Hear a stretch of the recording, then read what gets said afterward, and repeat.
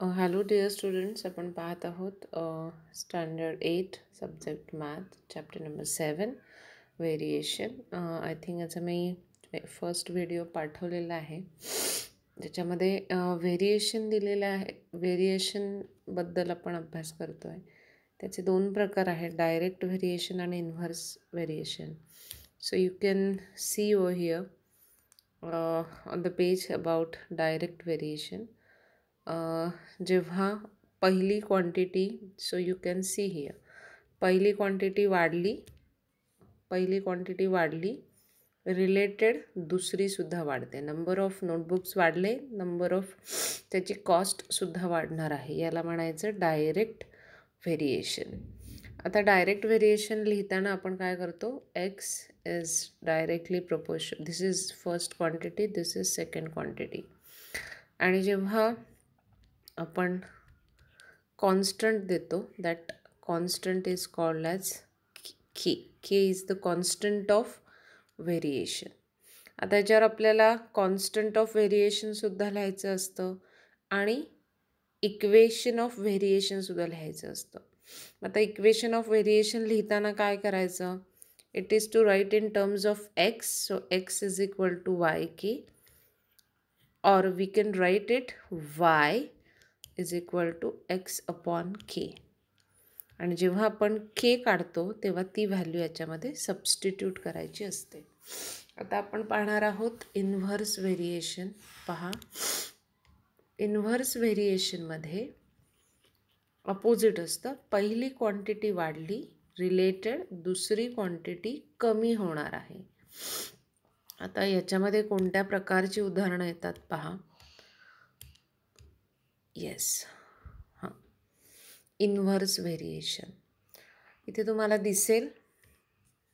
या उदाहरणामध्ये इथे number of students in a row and number of रोज.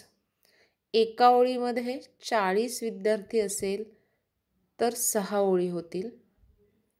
समजा एका ओळीमध्ये 10च मुलं असतील तर अशा 24 ओळी होतील. पहा, ही सो नंबर ऑफ स्टुडंट्स ही एक क्वांटिटी आहे. नंबर ऑफ स्टुडंट्स, एक मिनिट आहे, हे थोडंसं हे होत आहे. नंबर ऑफ, एकच मिनिट,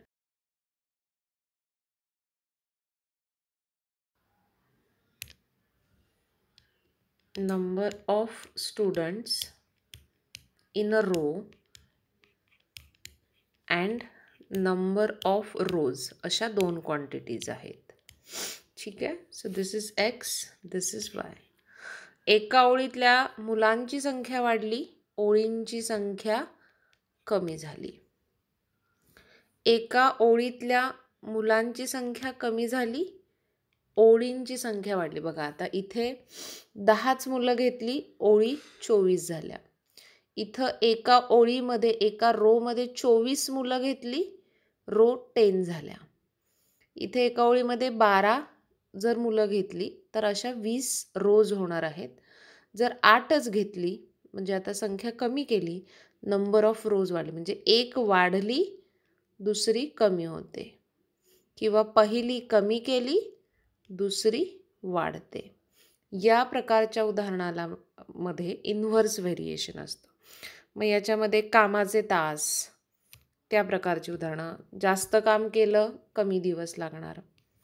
त्याचबरोबर पुस्तक वाचतोय आपण, एका पुस्तक तेवढंच 100 पानं आहेत, 100 पानांचं पुस्तक आहे. दररोज 10 पानं वाचली, 10 दिवस लागले. दररोज 1 पान वाचलं, 100 दिवस लागले.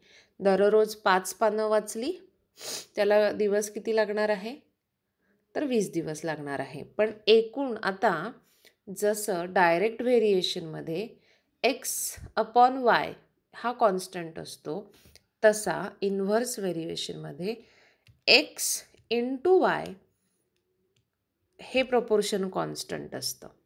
आता इथे बघा, यांची बेरीज 240, याचीही बेरीज 240, याचीही बेरीज 240, याचीही बेरीज 240, याचीही बेरीज 240. म्हणजे मुलं तेवढीच आहेत, येत आहे लक्षात. म्हणजे x into Y is same. आता गणित सोडवायची कशी. सी, आता इथलं सोडवलेलंच आपण गणित पाहूयात. पहा, म्हणजे तुम्हाला प्रॅक्टिस सेट करता येईल. Here you can see f is inversely proportional to 1/d². जर d 5 आहे आणि f 15 आहे असं त्यांनी एक दिलेलं आहे. मग जर त्यांनी दिलेलं आहे, आता ज्या दोन f आणि d इथं जे दिलेलं आहे याच्यावरून कॉन्स्टंट काढायचं. मग d 10 असेल तर f किती असेल, f 50 असेल तर d किती असेल, अशा पद्धतीची उदाहरणं असतात. तर इथे पहा, आधी आपल्याला k ची व्हॅल्यू काढायची आहे आणि what they have given is f is inversely proportional to 1/d². See, f is inversely proportional to 1/d².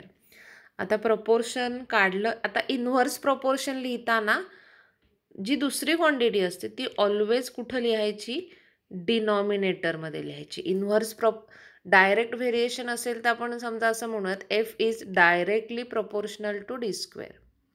पण जर इन्व्हर्सली प्रोपोर्शन असेल तर ते प्रोपोर्शन लिहिताना दुसरी क्वांटिटी ही नेहमी डिनॉमिनेटरमध्ये लिहायची. So I am substituting the constant.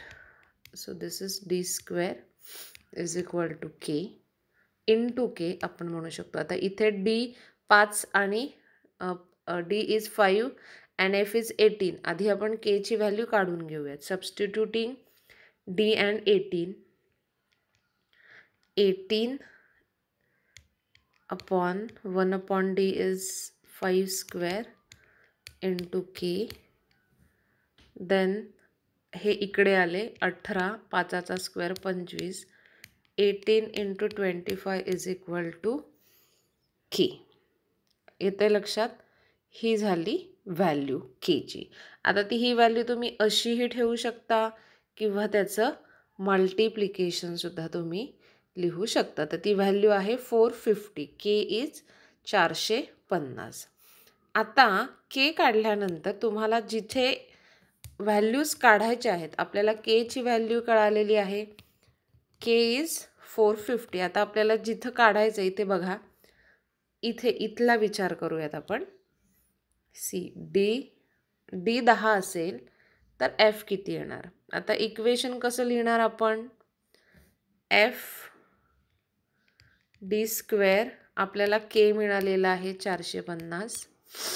d आपण 10 लिहिणार आहोत तर आपल्याला f फाइंड आउट करायचा आहे. 10चा square 450. So this is f into 100 is equal to 450. मला जर f काढायचा असेल तर या दोघांमध्ये मल्टिप्लिकेशन आहे, तो दुसऱ्या साईडला केलं तो डिवाइड होणार. So f is equal to 450 upon 100. So this has gone. So f is equal to 4.5.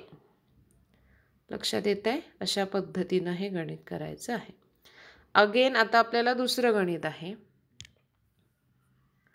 C, wait a minute.